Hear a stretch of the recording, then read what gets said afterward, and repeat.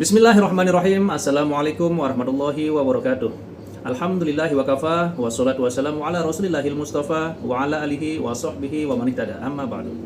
Sahabat beriman yang dirahmati Allah, alhamdulillah kita bertemu lagi di channel ini.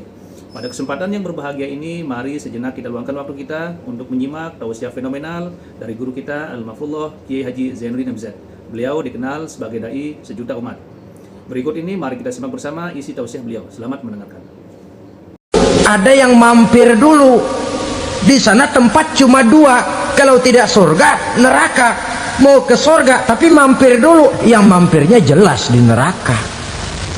Kenapa? Dalam hadis qudsi ada riwayat, nanti itu di akhirat setelah Allah selesai mengatur penduduk surga masuk surga, yang neraka masuk neraka, Allah berkata kepada malaikat Malik, malaikat Malik, labaik ya Allah, itu bajingan-bajingan tengik, manusia-manusia durjana yang waktu di dunia tidak mau sujud, jauh dari ulama, gemar melakukan yang munkarat dan maksiat, hidup di tengah masyarakat selalu jadi bibit keonaran.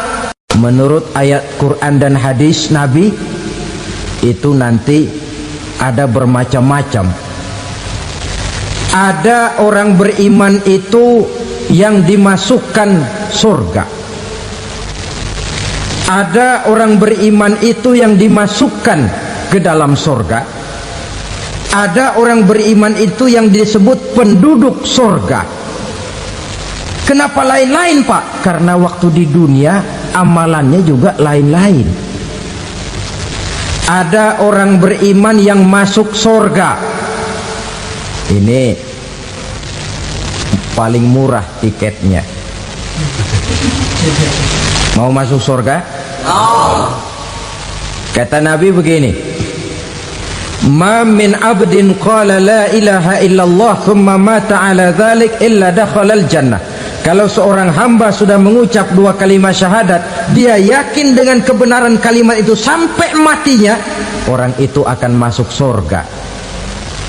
Abi Dzar yang waktu itu diajak bicara heran, ya Rasul kok gampang betul? Iya, walaupun orang itu mencuri, iya, walaupun orang itu berzina, iya, biar dia mencuri, biar dia berzina, kalau dia sudah mengucap dua kalimat syahadat, dia yakin dengan kebenaran kalimat itu sampai matinya, itu orang akan masuk surga. Jadi masuk surga cukup dua kalimat syahadat, yakin sampai mati, masuk surga. Itu perkara masuk. Tapi kalau pertanyaannya diterusin, masuknya kapan, Pak? Nah, ini lain lagi urusannya. Sebab ada yang masuknya itu langsung, ada yang mampir dulu. Di sana tempat cuma dua, kalau tidak surga neraka. Mau ke surga tapi mampir dulu, yang mampirnya jelas di neraka. Kenapa? Dalam hadis qudsi ada riwayat, nanti itu di akhirat setelah Allah selesai mengatur penduduk surga masuk surga, yang neraka masuk neraka, Allah berkata kepada malaikat Malik, malaikat Malik, labaik ya Allah, itu bajingan-bajingan tengik, manusia-manusia durjana yang waktu di dunia tidak mau sujud, jauh dari ulama, gemar melakukan yang munkarat dan maksiat, hidup di tengah masyarakat selalu jadi bibit keonaran, kufur, sudah masuk neraka semua. Sudah ya Allah. Nah, kalau sudah, coba sekarang kamu masuk, Malik. Saya, iya, masuk neraka. Mau apa ya Allah? Kata Allah, akhriju minan nar man kana fi qalbihi misqala habatin min khardalin min iman. Kau masuk neraka, cari di dalam neraka orang-orang yang ada imannya walaupun kecil sebesar biji zarah, angkat mereka keluar. Masuk malaikat Malik ke neraka, cari orang yang ada imannya, korek-korek. Ya repot, udah pada gosong. Yang ada imannya diangkat ke atas, yang ada imannya diangkat ke atas, lalu dimandikan di Nahrul Hayat, namanya sungai kehidupan di akhirat nanti. Cakep lagi rupanya, bersih lagi wajahnya, apel di hadapan Allah. Kata Allah, bagaimana mas? Kapok nggak sampean?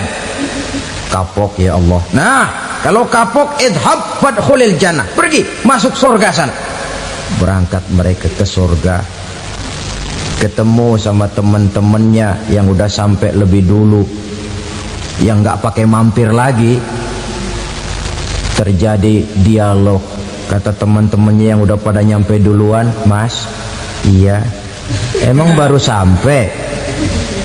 Saya baru sampai. Memang mampir di mana dulu mas? Kita sudah lama sampai di surga. Saudara buka surah Al-Muddatsir ayat 34-35. Ma salakakum fis saqar? Kenapa kamu mampir di neraka Saqar? Qalu lam naku minal musallin. Mereka menjawab, kami mampir di neraka Saqar mas, gara-gara dulunya kami waktu di dunia ndak pernah sholat. Ndak pernah sholat? Ndak pernah. Karena rumahnya dekat masjid, cuma dekat doang mas. Sholat mah enggak saya.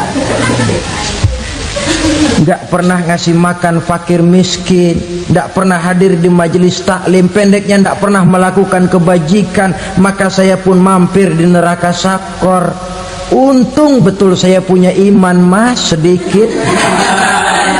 Waktu hidup di dunia dulu saya pernah mengucap 2 kalimat syahadat, sekali-kalinya waktu mau kawin. Masya Allah. Untung saja kawin, kalau nggak kawin polos.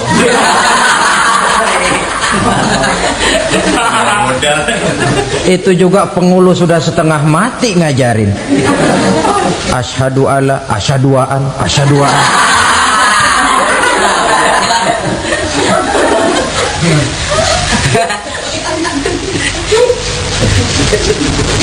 Ini namanya masuk surga, ada mampir dulu. Ada pula orang mukmin itu yang dimasukkan surga. Namanya dimasukkan kan terima beres. Saya masuk ke rumah, jalan sendiri, cari tempat sendiri. Saya dimasukkan ke dalam rumah, terima beres, pokok ada di dalam, itu dimasukkan namanya. Nggak pakai mampir. Tapi tentu tiketnya lebih mahal ketimbang yang pertama tadi. Apa kata Allah? Innal ladzina amanu wa amilus salihat la ukaffiranna anhum sayyi'atihim wa la udkhilannahum jannah. Sesungguhnya orang-orang yang beriman kemudian beramal soleh, kami hapuskan segala dosa dan kesalahannya, kami masukkan mereka ke dalam surga. Lihat ayatnya, Allah yang memasukkan, kita yang dimasukkan. Tidak pakai transit, tidak usah mampir.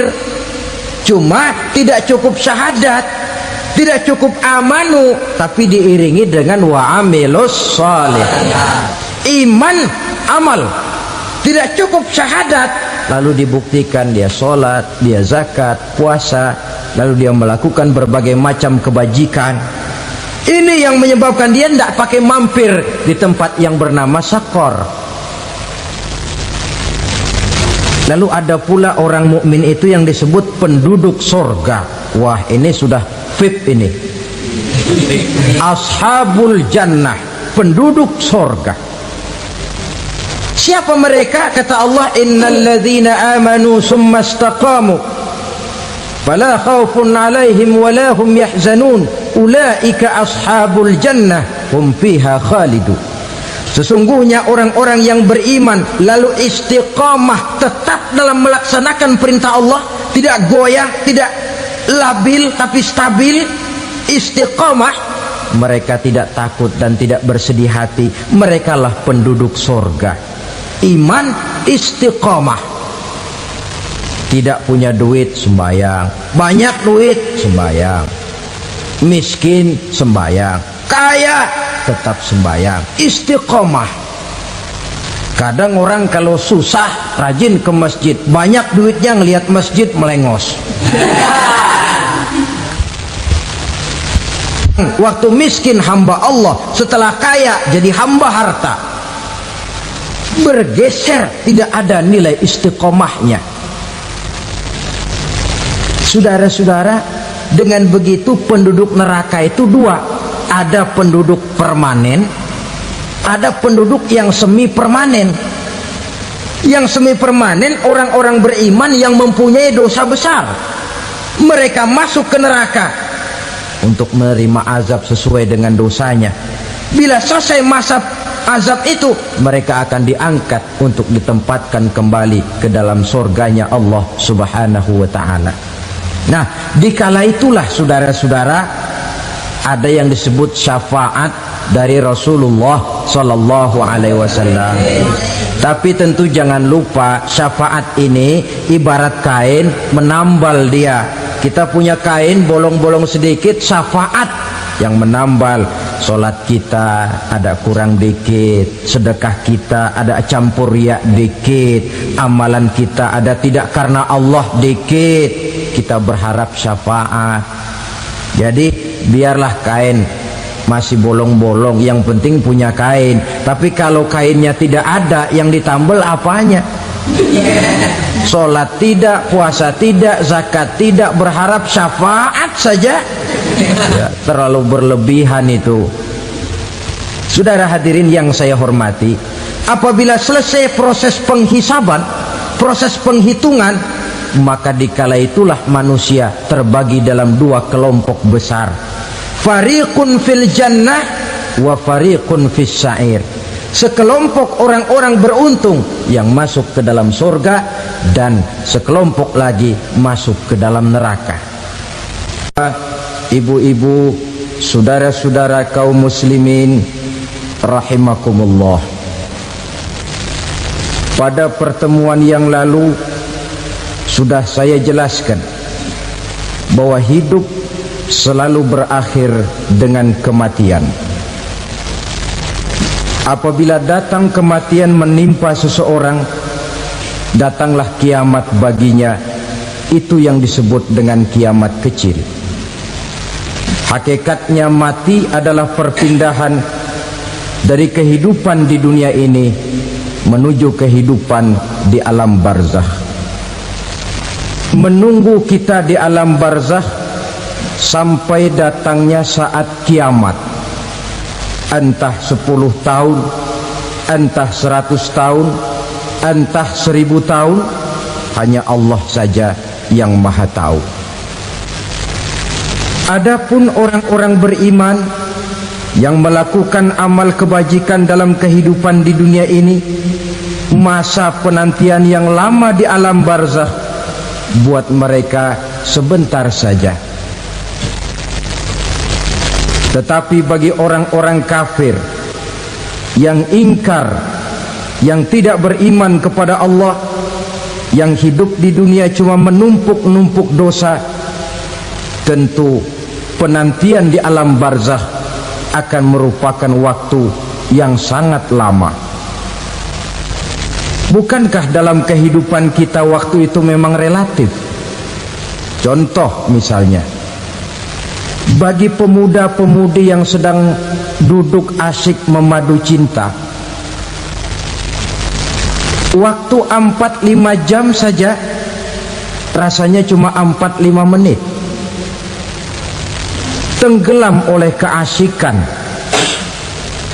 Tapi buat orang yang berbaring di rumah sakit, meratap di balik-balik apa itu tembok derita kata lagu, di balik dinding-dinding penjara, sehari bagai seminggu, seminggu rasa sebulan, sebulan boleh jadi rasa setahun. Penantian yang sangat lama. Kapan kiamat itu akan datang? Ini rahasia Allah.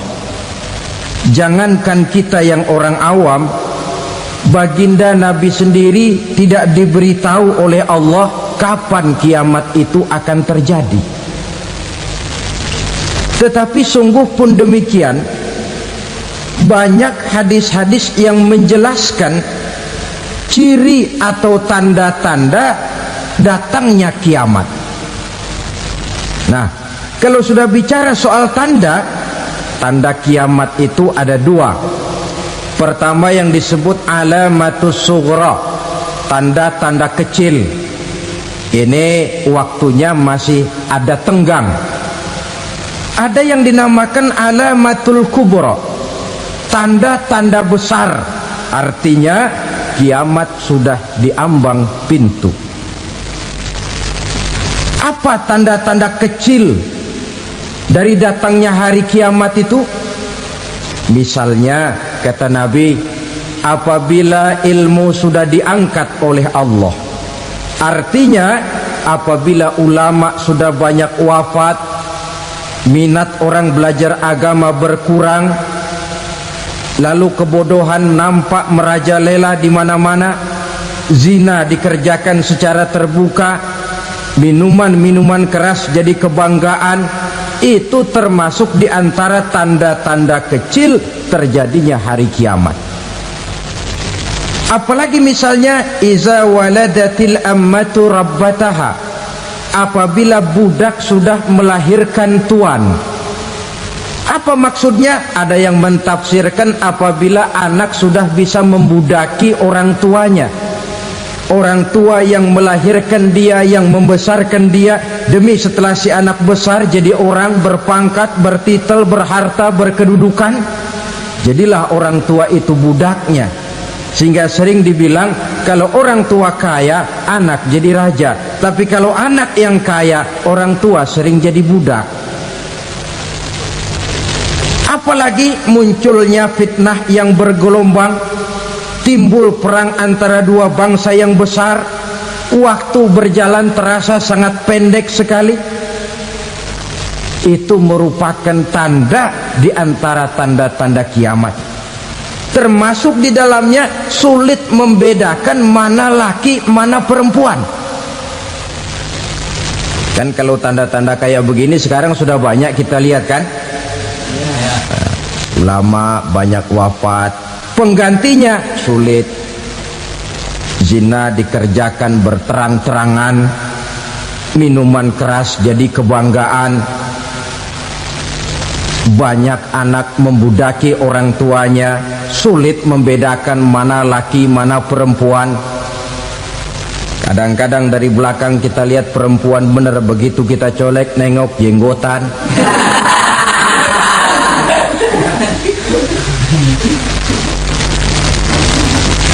Ini termasuk tanda-tanda kecil, masih ada tenggang sampai akan terjadinya kiamat itu. Nah, yang dimaksud dengan tanda-tanda besar, ini tanda besar artinya kiamat sudah diambang pintu. Pertama, matahari terbit dari sebelah barat. Apabila matahari sudah terbit dari arah sebelah barat, tertutuplah sudah pintu taubat. Bersabda Nabi kita, la taqumus sa'atu hatta tatlu'a syamsu min maghribiha. Tidak akan datang hari kiamat sampai matahari terbit dari arah sebelah barat.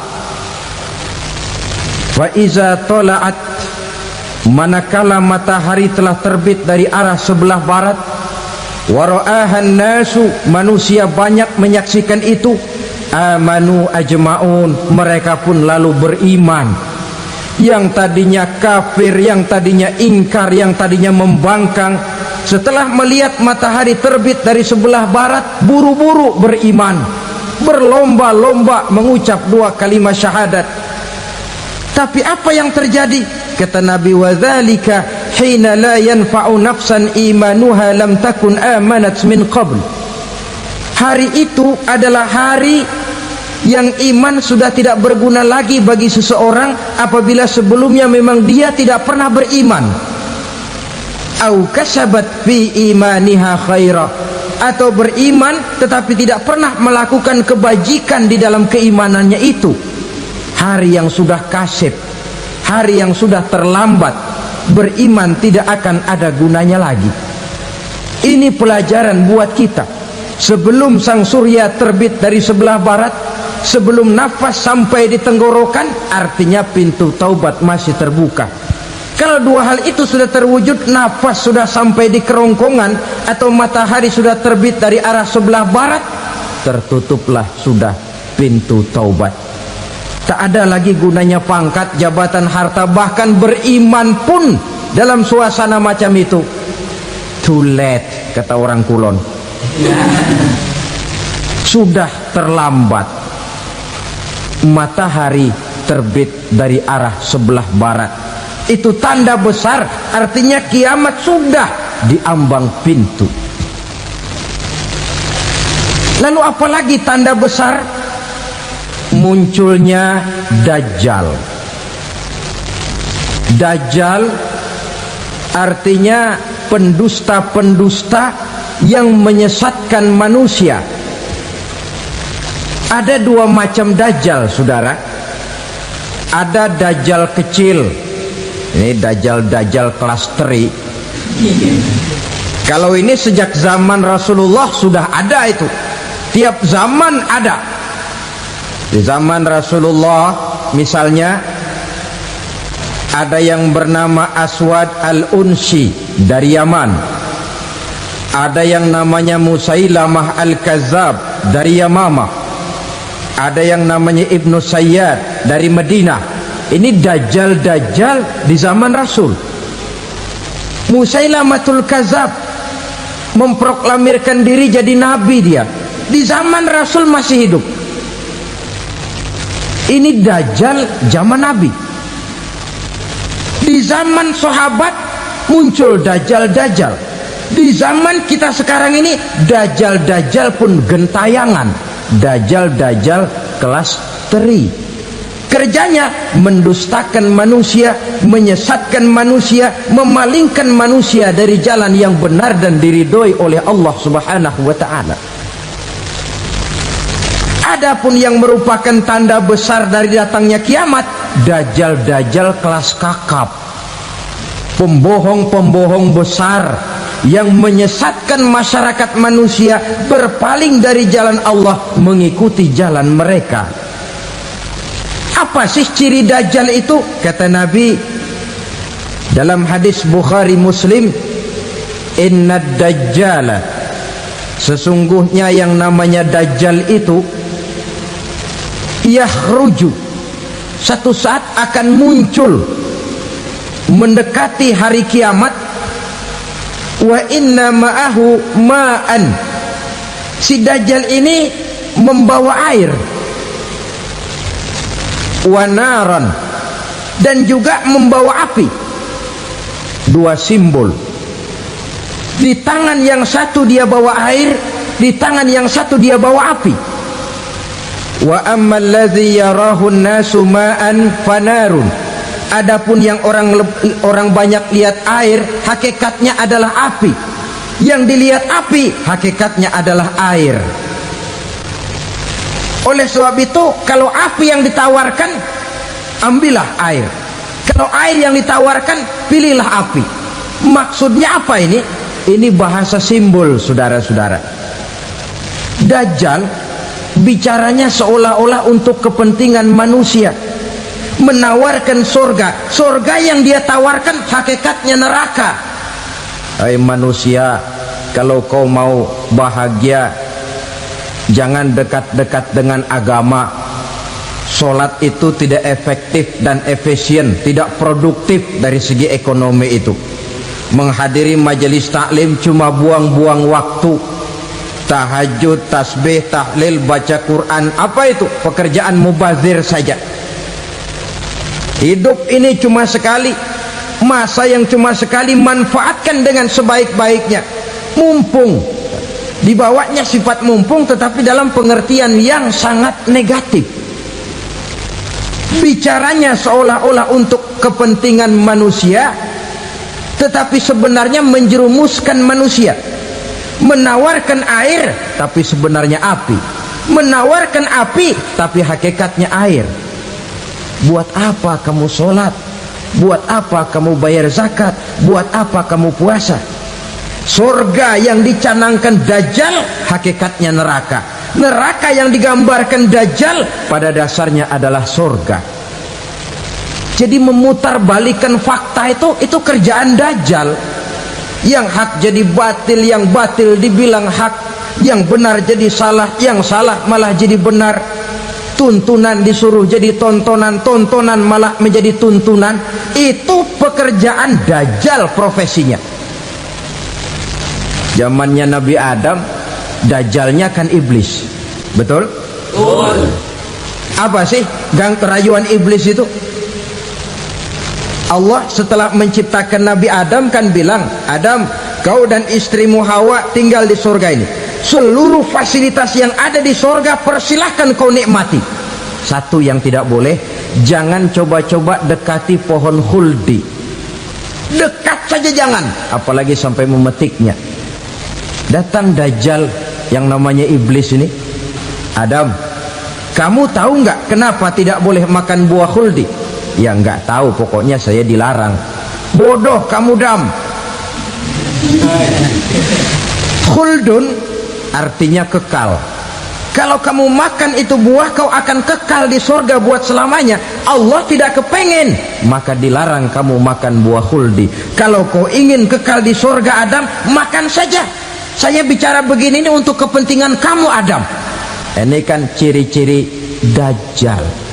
Bicaranya sih seolah-olah untuk kepentingan Nabi Adam, hakikat sebenarnya menjerumuskan Nabi Adam supaya ingkar dan melanggar larangan dari Allah Subhanahu wa ta'ala. Jadi setelah muncul Dajjal, timbul kekacauan-kekacauan di masyarakat. Banyak yang terpengaruh, terpedaya dan terpesona, termasuk mereka yang memproklamirkan diri jadi nabi, mereka yang memproklamirkan diri jadi rasul di zaman sesudah Rasulullah wafat. Itu adalah Dajjal.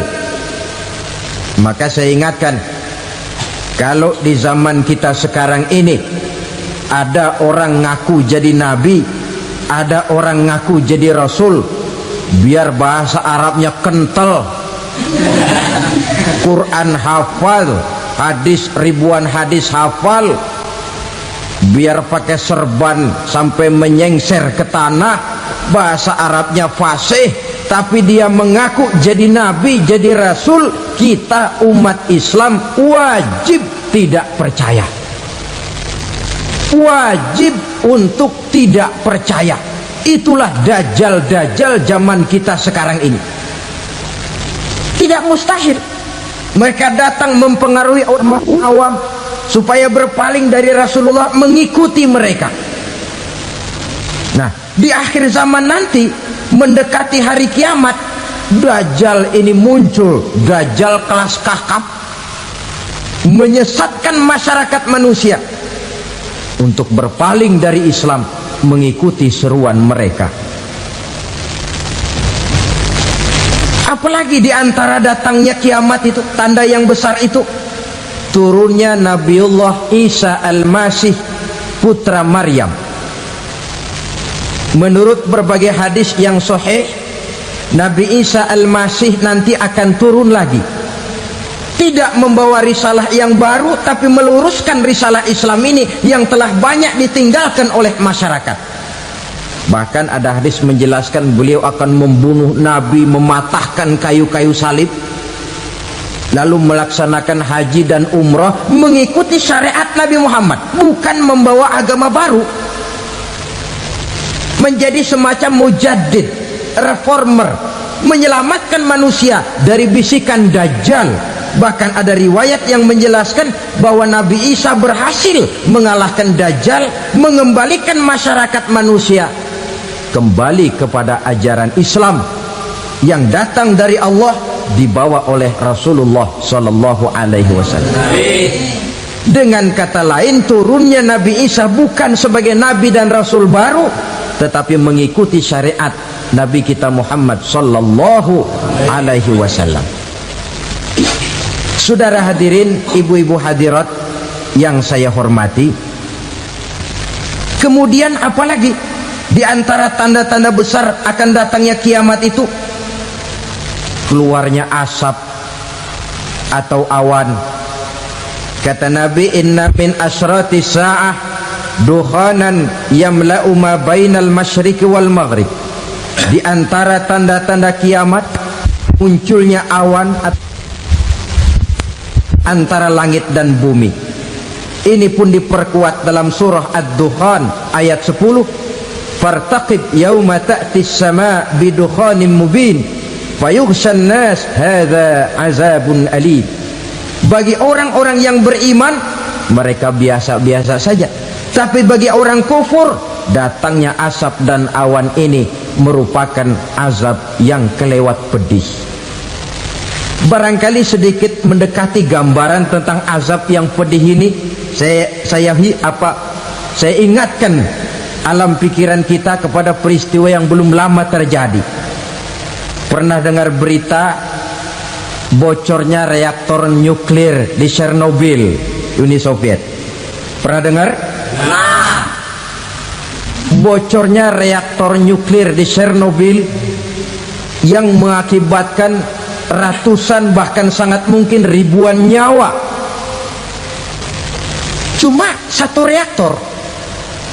Bagaimana kalau seluruh cadangan nuklir yang dimiliki oleh para negara adik kuasa ini diledakkan? Bahkan yang konon menurut catatan, cadangan nuklir yang dimiliki bersama oleh Amerika dan Rusia sekarang ini sudah sanggup memusnahkan 6 miliar manusia, 1,5 kali lebih banyak dari jumlah manusia yang nongkrong di permukaan bumi ini. Saudara-saudara hadirin yang saya hormati, lalu saat mendekati hari kiamat, apalagi tandanya? Setelah Nabi Isa wafat, pada saat turunnya yang kedua kali, lalu Allah meniupkan angin sejuk.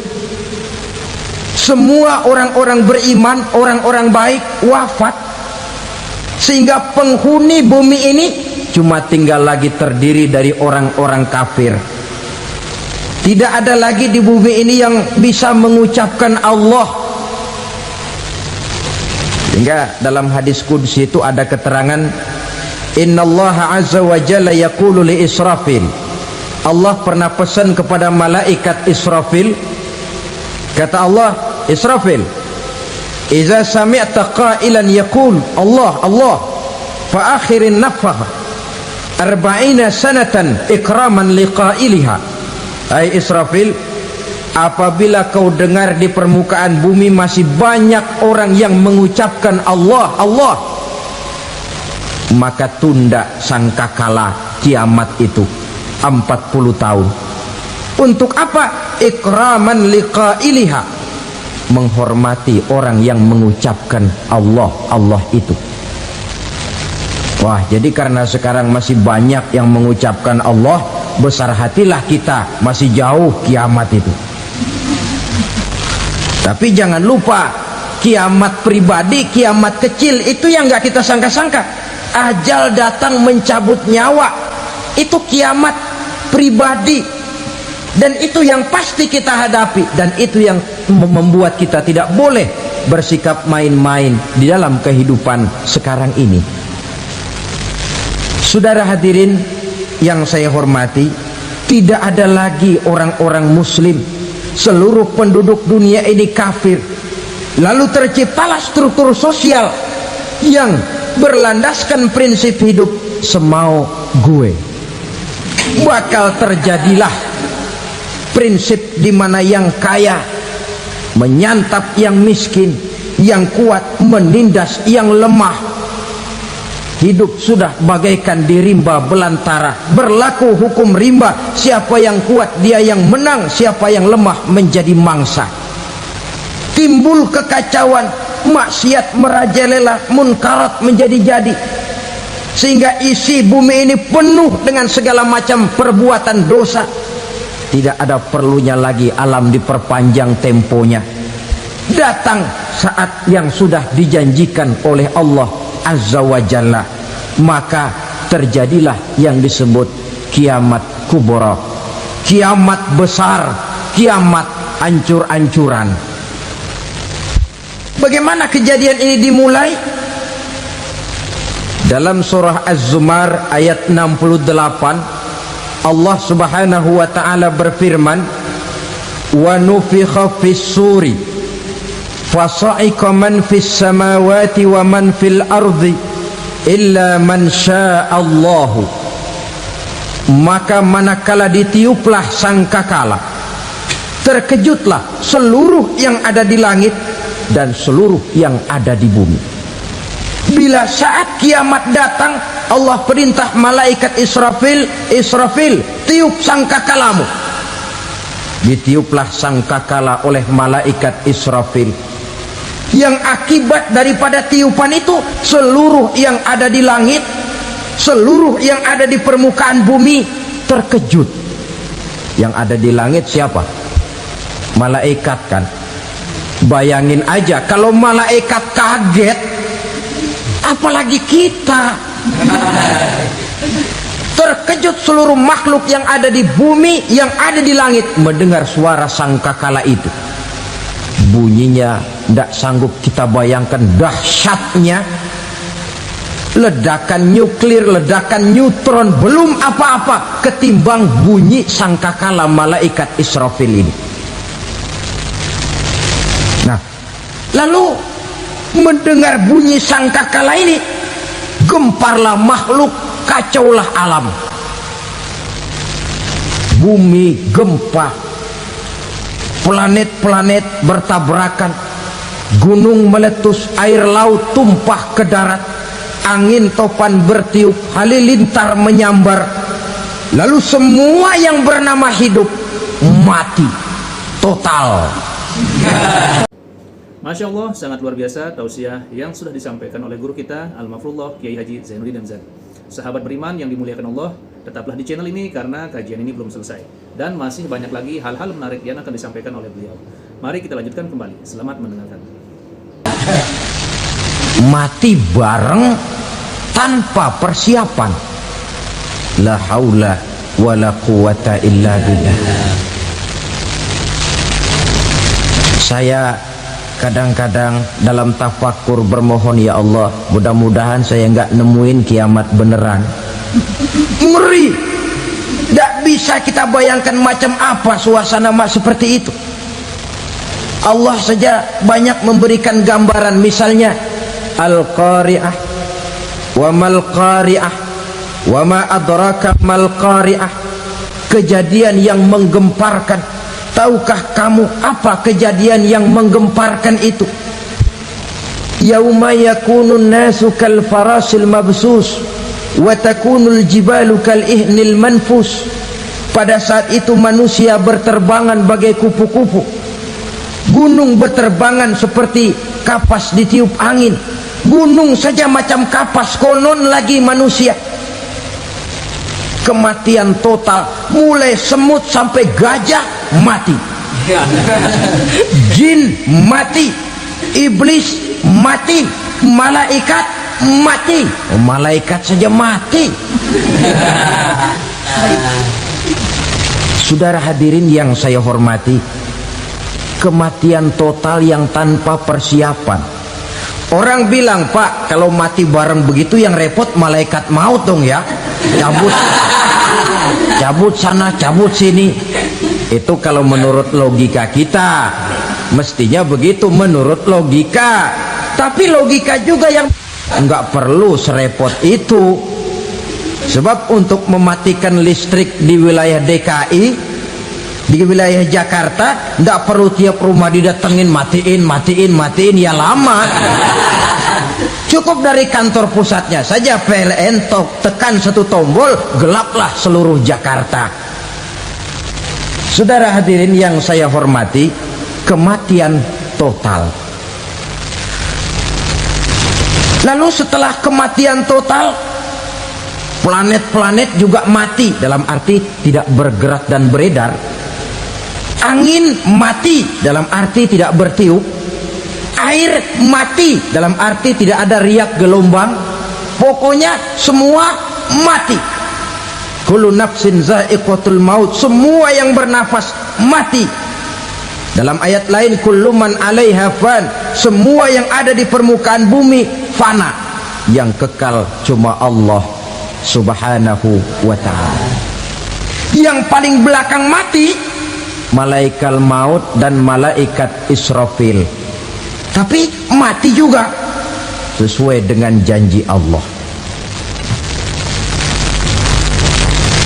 40 lamanya. Tidak dijelaskan oleh Abi Hurairah 40 jam, apa 40 hari, apa 40 tahun. Hadis-hadis cuma menyebutkan 40 saja. Sunyi alam, yang tinggal cuma Allah saja lagi. Ketika itu Allah berseru-seru, katanya, limanil mulkul yauma, siapa para penguasa hari ini? Mana itu raja-raja dan penguasa yang dulu mengaku jadi Tuhan? Fir'aun, mana Fir'aun sekarang? Yang dulu jadi raja, merasa berhasil, sombong, lalu tidak mau turun-turun dari kekuasaannya, sampai kepada puncak kekurang ajarannya mengangkat diri jadi Tuhan. Mana itu Fir'aun? Namrus, mana sekarang Namrus? La ilaha illa ana, ternyata tidak ada Tuhan lain selain daripada aku, kata Allah. Proses kemudian, saudara-saudara, turunlah hujan dari langit. 40 lamanya hujan itu. Tidak jelas juga 40 jam apa 40 hari. Setelah air turun membasahi, datanglah tiupan sangkakala yang kedua. Semua yang bernama mati bangkit dari kuburnya masing-masing. Ini yang disebut Yaumul Ba'thi, hari kebangkitan. Allahu Akbar. Pada saat kita bangkit dari kubur kita masing-masing, kumpul di padang mahsyar namanya. Bayangin aja, saya sendiri nggak sanggup bayangin. Manusia sejak zaman Adam sampai zaman kiamat kumpul bareng di tempat sama. Berapa banyaknya itu?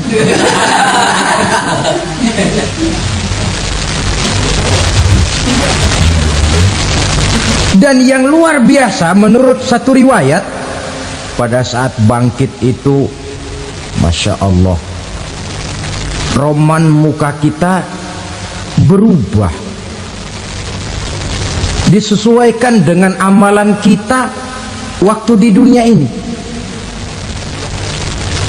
Barang siapa yang waktu di dunia amalannya itu amalan tikus,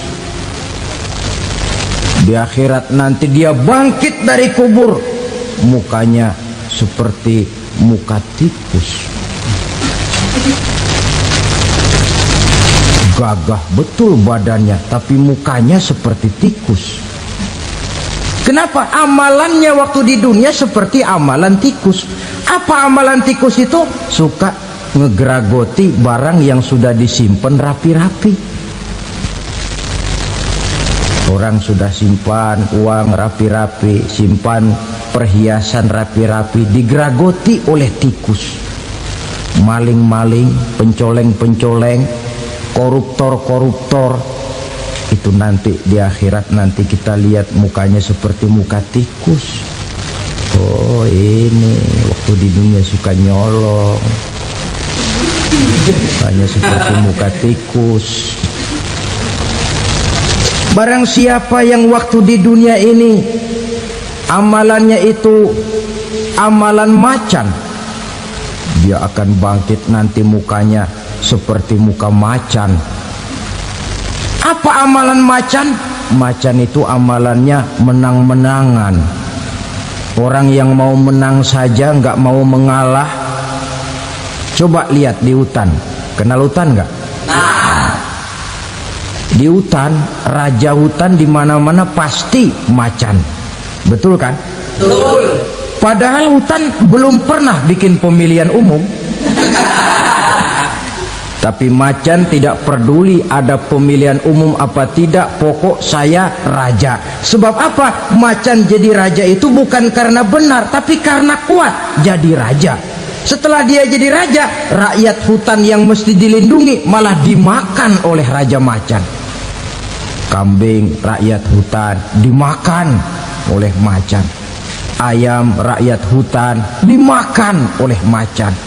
Itu nanti kita lihat di akhirat itu mukanya seperti muka macan, gagah betul. Lalu barang siapa yang di dunia ini amalannya itu seperti amalan anjing, nanti dia punya muka seperti muka anjing. Apa amalan anjing? Pertama, anjing itu kalau disuruh jaga rumah, dia tidak bisa membedakan mana maling mana tamu. Biar yang datang maling, kalau bawa tulang anjing kalem. Yang kedua, anjing itu akan setia kepada siapa saja yang memberinya roti. Siapa yang memberinya roti, itulah majikannya. Apa kata majikannya pasti dia laksanakan. Soal benar atau salah dia tidak peduli. Setelah anjing dapat roti, dia tidak punya pilihan lain kecuali bilang, abdi mah kumaha juragan wae ayeuna mah.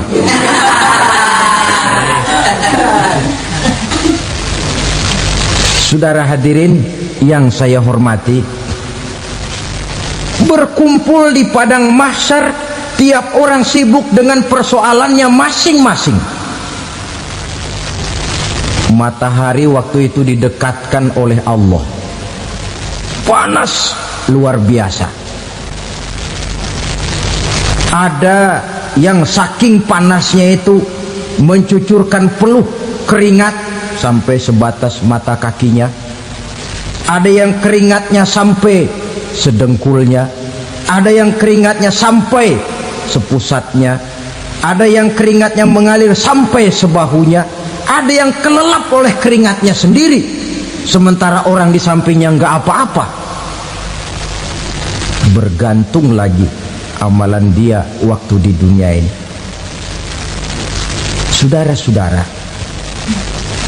sebagian orang dalam kepanikan padang mahsyar berombong-rombong datang mereka menghadap Nabi Adam. Ya Adam, anta abal bashar. Hai Adam, Tuhan adalah bapak moyang manusia. Kami sebentar lagi akan disidang, dimintakan pertanggungan jawab. Tolonglah kami, hai Adam.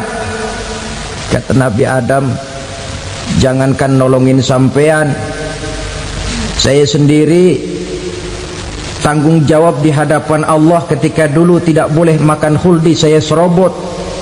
Sudahlah, urus diri masing-masing saja, nafsi-nafsi. Begitu kata Nabi Nuh, begitu kata Nabi Ibrahim. Tiap orang bertanggung jawab sendiri-sendiri. Ketika itulah saudara-saudara, nikmatnya menjadi umat Nabi besar Muhammad sallallahu alaihi wasallam. Sebab apa? Walaupun menurut abjad kita ini umat paling belakang, paling belakang kita ini toh, karena Nabi Muhammad adalah Nabi akhir, tapi akan dihisap lebih dulu, lewat di atas sirat lebih dulu, masuk surga lebih dahulu ketimbang umat-umat belakangan. Ketika Rasul mendekati ajal, beliau tanyakan itu kepada malaikat Jibril. Malaikat Jibril berkata, Muhammad jangan khawatir, Allah sudah berjanji, inni haramtul jannata ala sairil anbiya hatta tadkhulaha anta wa haramtuha ala sairil umami hatta tadkhulaha ummatuka. Surga aku haramkan buat seluruh nabi kecuali kalau engkau Muhammad sudah masuk ke dalamnya, dan surga aku haramkan buat seluruh umat kecuali kalau umatmu Muhammad sudah masuk ke dalamnya. Logikanya, walaupun menurut abjad kita umat paling belakang, bakal dihisap paling dulu, lewat di atas sirat paling dulu, masuk surga paling dulu, kalau mampir ke neraka juga paling dulu. Ya resiko, resiko. Jangan mau enaknya aja paling dulu. Saudara hadirin yang saya hormati, setelah masa kebangkitan itu jangan dikira begitu bangkit langsung diperiksa, masih menunggu menanti ribuan tahun. perhitungan padang mahsyar, untuk sampai kepada proses yang disebut yaumul hisab, hari perhitungan. Seorang demi seorang bakal dipanggil. Bayangkan saja, yang kita se-RT saja di absen, kadang-kadang perlu waktu lama. Ini manusia sejak zaman Nabi Adam sampai datang hari kiamat, satu demi satu disidang di hadapan Qadhi Rabbul Jalil. Status sosial copot sudah waktu itu. Yang pernah jadi hartawan di situ tidak lagi kelihatan kehartawanannya. Yang pernah jadi jenderal tidak lagi dipanggil jenderalnya. Yang ustadz tidak lagi dipanggil al-mukarramnya. Seluruh status sosial selesai. Dipanggillah kita seorang demi seorang menghadap Qadhi Rabbul Jalil. Bagaimana proses penghisaban itu? Pertama, proses tanya jawab. Di antaranya ada hadis menyatakan, lan tazula qadama 'abdin yaumal qiyamah hatta yus'ala an arba'i khisalin. Besok di hari kiamat tidak akan bergeser telapak kaki seorang hamba sampai dia ditanya lebih dulu tentang 4 persoalan. Tentang ilmunya, kemana ilmu itu diamalkan. Tentang umurnya, di mana umur itu dihabiskan. Tentang masa mudanya, kemana masa muda itu dipakai. Tentang hartanya, dari mana harta itu didapat dan kemana harta itu dibelanjakan. Ini termasuk proses tanya jawab. Jadi kalau istilah pengadilan dunia, nama Fulan bin Fulan. Kamu waktu di dunia diberikan umur panjang untuk apa? Pernah mengalami masa muda, kemana kau habiskan masa remajamu? Kau diamanahkan ilmu, dengan apa ilmumu kau amalkan? Kau diberikan harta, dari mana harta kau dapat, kemana kau belanjakan? Tak seorang pun yang bisa mungkir. Sebab apa? Dikala itu yang menjadi saksi bukan orang. Yang menjadi saksi adalah seluruh anggota badan kita. Tangan bicara, kaki jadi saksi terhadap seluruh amalan yang pernah kita kerjakan pada saat kehidupan di alam dunia ini. Selesai proses tanya jawab, lalu diperlihatkan buku catatan kita waktu hidup di dunia ini. Jangan lupa Allah itu menyiapkan 2 superkomputer kepada kita. Sebelah ditempelin sebelah kanan, yang sebelah tempelin di sebelah kiri. Komputer itu namanya Raqib dan Atid, 2 malaikat yang apabila baik kita lakukan, refleks saja akan menulis kebajikan kita. Jahat kita kerjakan akan tertulis. Catatan itu nanti diperlihatkan kepada kita. Waduh, alangkah malunya pada saat diperlihatkan catatan kita, buku rapot kita merah melulu. Barangkali diperiksa sambil diomelin, brengsek lo. Buku merah melulu begini, bagaimana waktu hidup di dunia? Tidak cukup diperlihatkan buku catatan kehidupan, rekaman kehidupan. Rekaman kehidupan kita secara utuh sejak terlahir sampai ajal datang merenggut nyawa. Barangkali mirip dengan video sekarang ini, di mana terekam dengan baik seluruh kegiatan kita sejak yang sekecil-kecilnya sampai kepada yang sebesar-besarnya. Untuk kemudian kita pun menerima balasan. In khairan fa khairun wa in syarran fa syarrun. Kalau baik ya baik balasannya, kalau jahat ya jahat juga balasannya. Catatan-catatan kita diberikan. Kalau banyak kebajikannya diberikan di tangan kanan dengan cara yang halus. Kalau banyak kejahatannya diberikan dari sebelah kiri atau dilempar dari belakang. Itulah sebabnya sejak di dunia ini kita sudah mohon kepada Allah ketika berwudu membasuh tangan kanan, apa kita bilang? Allahumma a'tini kitabi biyamini wa hasibni hisaban yasira.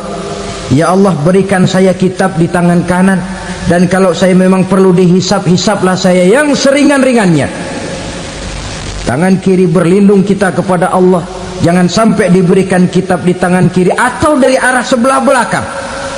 Wa a'udzubika an tu'tiya kitabi bishimali aw min wara'i zuhri, dari arah sebelah belakang. Na'udzubillah min dzalik. Setelah selesai lewat proses penghisaban, lewat mizan, timbangan,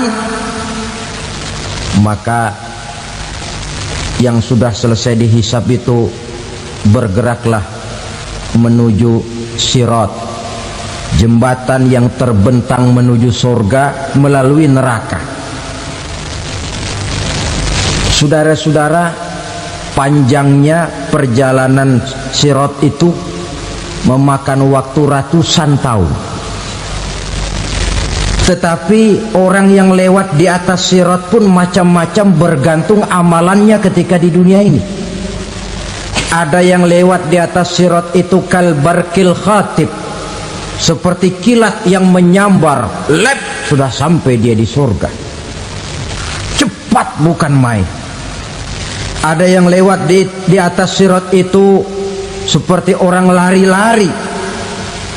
Ada yang lewat di atas sirat itu seperti orang jalan biasa. Ada yang sambil merangkak, ada yang sambil ngesor, ada yang sambil gelayutan, ada yang selamat sampai ke ujung ke surga, ada yang tergelincir jatuh masuk ke dalam neraka, bergantung amalannya dalam kehidupan di dunia sekarang ini. Tiap kita akan melewati yang namanya sirat ini.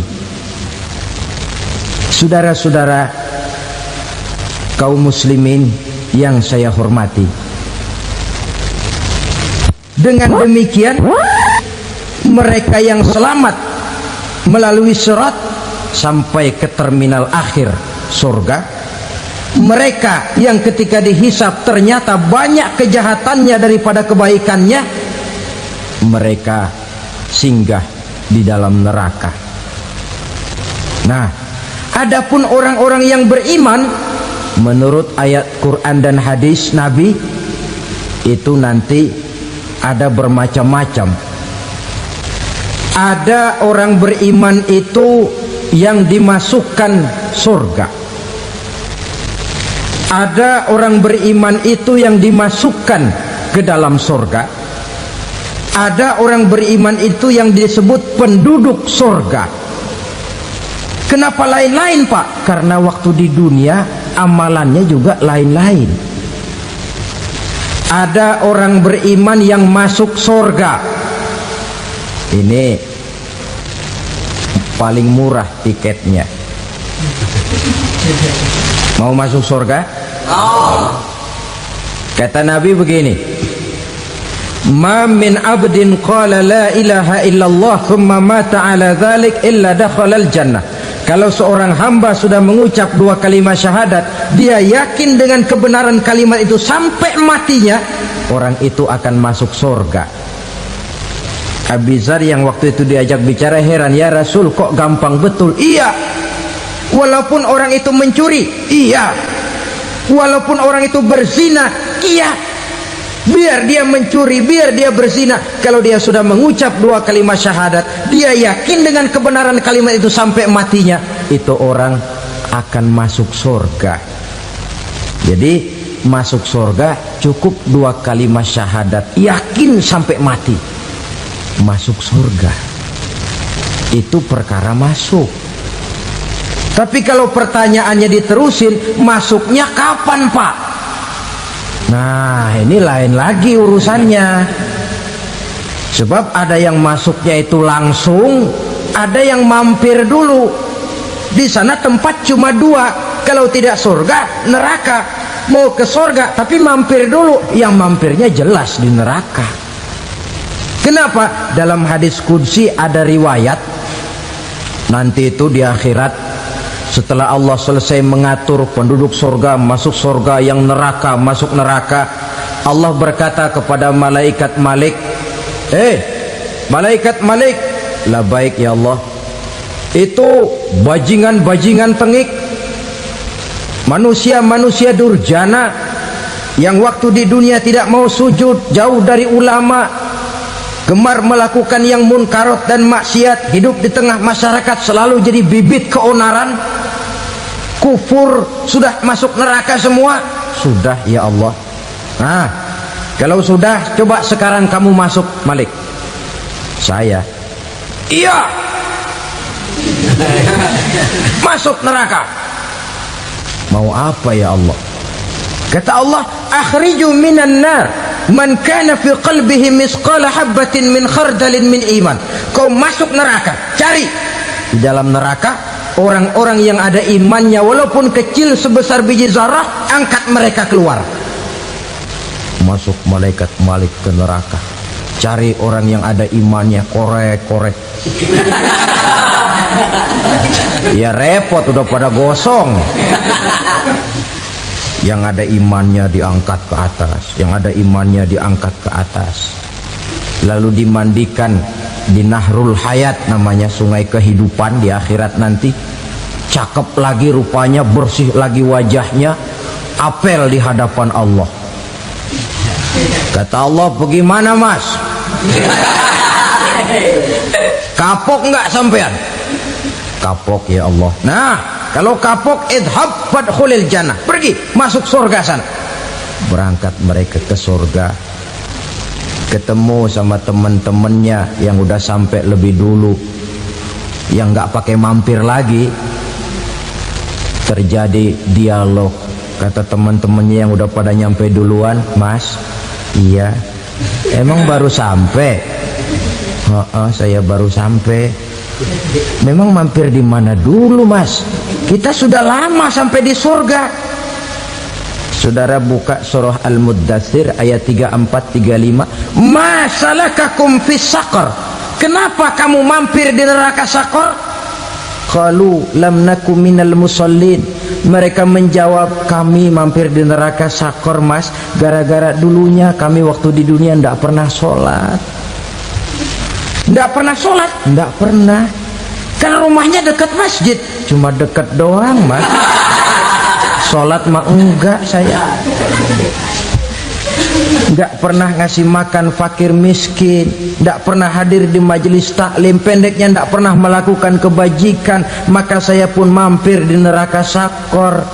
Untung betul saya punya iman mas, sedikit. Waktu hidup di dunia dulu saya pernah mengucap 2 kalimat syahadat, sekali-kalinya waktu mau kawin. Masya Allah. Untung saja kawin, kalau nggak kawin polos.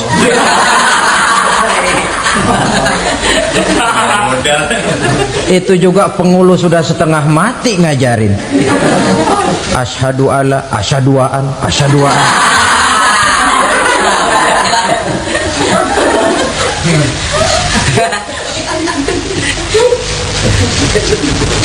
Ini namanya masuk surga, ada mampir dulu. Ada pula orang mukmin itu yang dimasukkan surga. Namanya dimasukkan kan terima beres. Saya masuk ke rumah, jalan sendiri, cari tempat sendiri. Saya dimasukkan ke dalam rumah, terima beres, pokok ada di dalam, itu dimasukkan namanya. Nggak pakai mampir. Tapi tentu tiketnya lebih mahal ketimbang yang pertama tadi. Apa kata Allah? Innal ladzina amanu wa amilus shalihat la ukaffiranna anhum sayyi'atihim wa la udkhilannahum jannah. Sesungguhnya orang-orang yang beriman kemudian beramal soleh, kami hapuskan segala dosa dan kesalahannya, kami masukkan mereka ke dalam surga. Lihat ayatnya, Allah yang memasukkan, kita yang dimasukkan. Tidak pakai transit, tidak usah mampir. Cuma tidak cukup syahadat, tidak cukup amanu, tapi diiringi dengan wa'amilus salih. Iman, amal. Tidak cukup syahadat, lalu dibuktikan dia sholat, dia zakat, puasa, lalu dia melakukan berbagai macam kebajikan. Ini yang menyebabkan dia tidak pakai mampir di tempat yang bernama Sakor. Lalu ada pula orang mukmin itu yang disebut penduduk sorga. Wah, ini sudah VIP ini. Ashabul jannah, penduduk sorga. Siapa mereka? Kata Allah, innal ladzina amanu summa istaqamu fala khaufun alaihim wala hum yahzanun ulaika ashabul jannah hum fiha khalidun. Sesungguhnya orang-orang yang beriman lalu istiqamah, tetap dalam melaksanakan perintah Allah, tidak goyang, tidak labil tapi stabil, istiqamah, mereka tidak takut dan tidak bersedih hati. Merekalah penduduk sorga. Iman, istiqamah. Tidak punya duit, sembayang. Banyak duit, sembayang. Miskin, sembayang. Kaya, tetap sembayang. Istiqamah.